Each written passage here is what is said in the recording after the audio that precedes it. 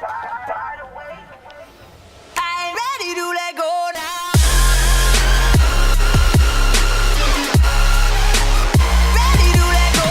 initial idea was probably made just during a random session in the studio. It was very kind of aggressive sounding. Bass-wise, it was a kind of... That's how you showcase a tune.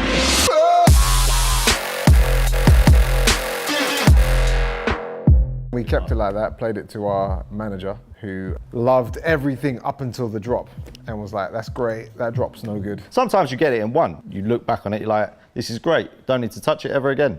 Ready was not that. As soon as Takura and Gia wrote on it, we were like, oh, it can go somewhere else now.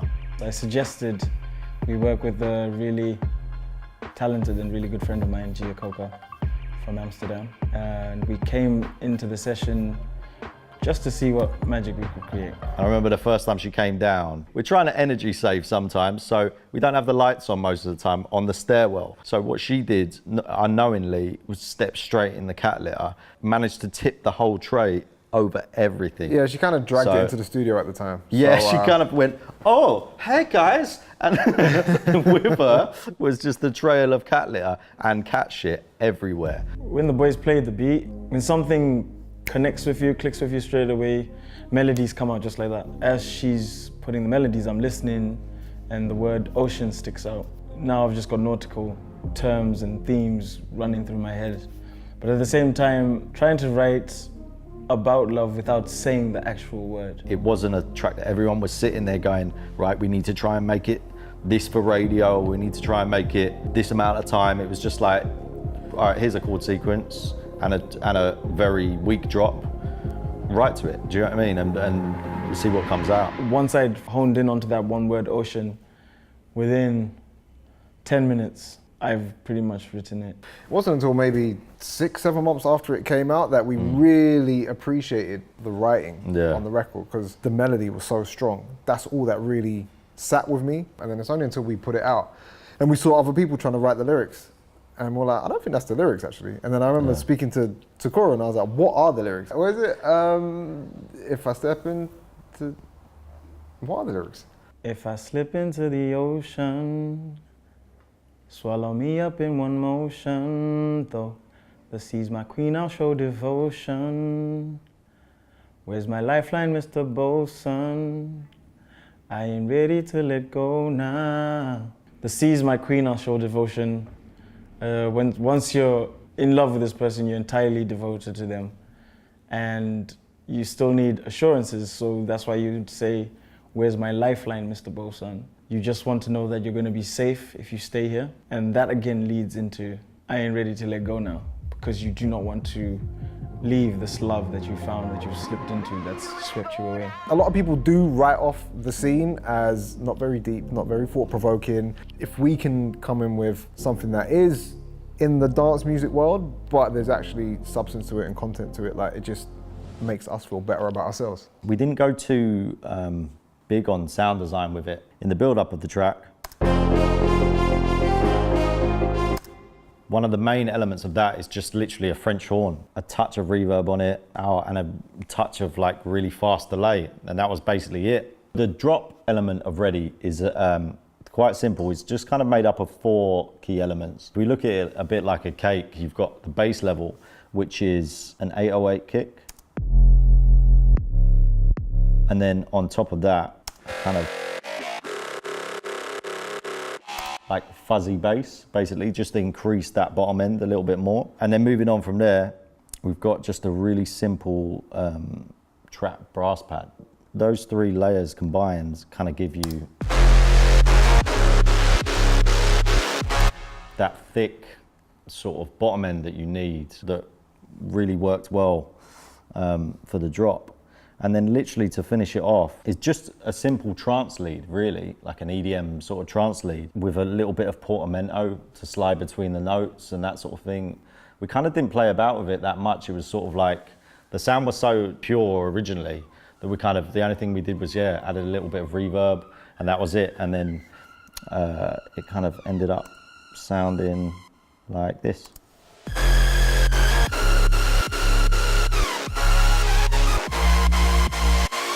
Also in the drop you'll hear there's another sound. That sound is actually a bed squeak. I'm gonna be honest, I don't know why we put a bed squeak in it.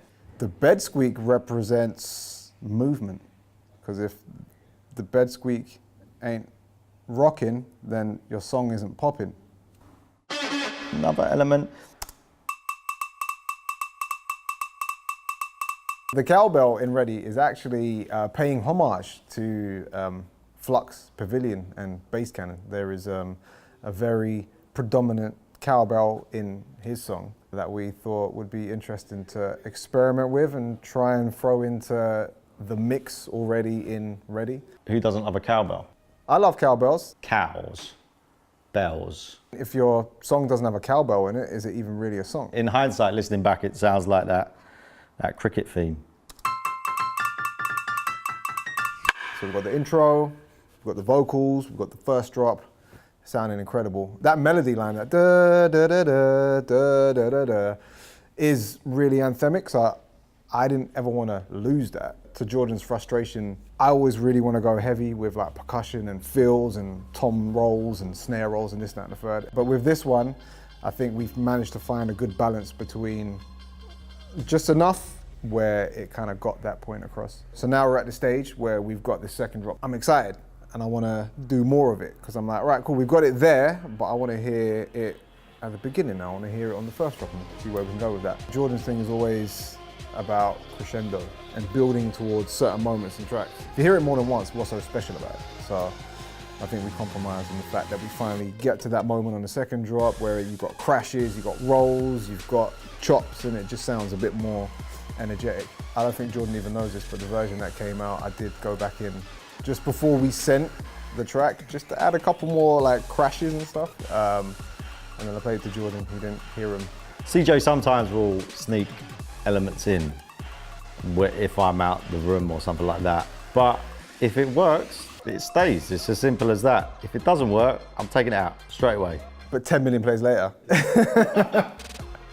Well, he let me get away with that one. The record got released in 2016 and the Chainsmokers were doing a performance from Creamfields. And then this song comes on, I'm like, that's Ready. And I was like, really? Like they're playing our song in their set, that was amazing. And then we got sent a video from Tiesto playing it at some of his shows as well, which was really cool. We could see that it was getting a great reaction online, but then to see that it was also getting a great reaction in the real world, like in front of like millions of people, crowds and shows and festivals and stuff, that for us was probably that was confirmation that, you know what, we've ticked every single box you can possibly tick in terms of what you would love to get from releasing a record. With the remix of Ready, we had this message that came up on in our inbox, and it was from a guy called Unknown, and he had basically just bootlegged the song. Yeah, we've got in contact with him and said, listen, this is really cool. Can we put it out as an official remix? He was like, yeah, for sure, why not? So we did that, and then it just went on to become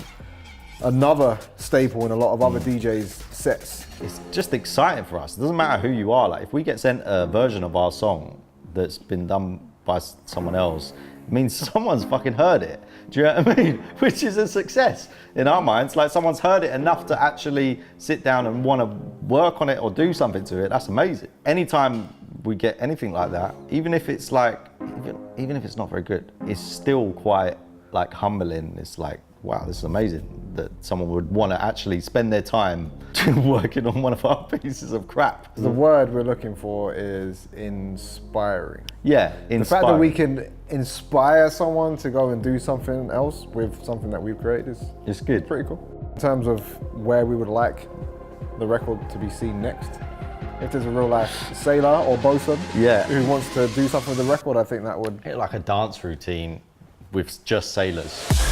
You know? In the Navy. A Navy dance routine on a submarine with just sailors. Yeah. I think that would appeal to a demographic that I don't think we've reached yet. Yeah.